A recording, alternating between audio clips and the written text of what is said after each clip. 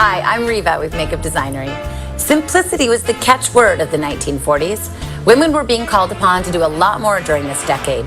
Therefore, the makeup we saw was a lot more clean and natural than it was in the 1930s. Ava Gardner, Lana Turner, and Rita Hayworth are all classic examples of beauty makeup that we saw during this era. This is my model Gretchen, and today I'm going to show you how to do a 1940s makeup application.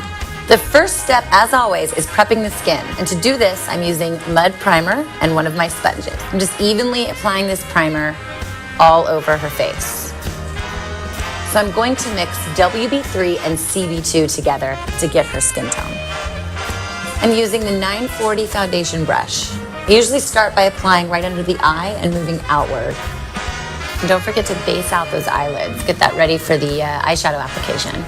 I'm loading up my fan brush with the buttercream powder, and I'm just gonna lightly dust it down the T-zone. For the brows, I'm gonna use the 210 angle brush and a little bit of my espresso eyeshadow. Brows of the 1940s were slightly more natural than they were in the 30s.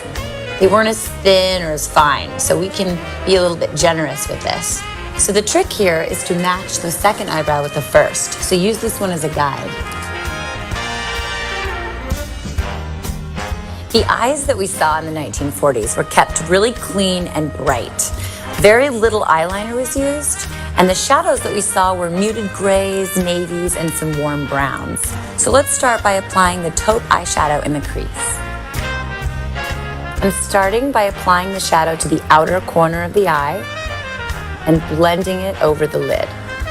I'm using my 800 brush because I want it to be very diffused. Once the color is distributed onto the lid, I like to go in circular outwards motions to blend it in.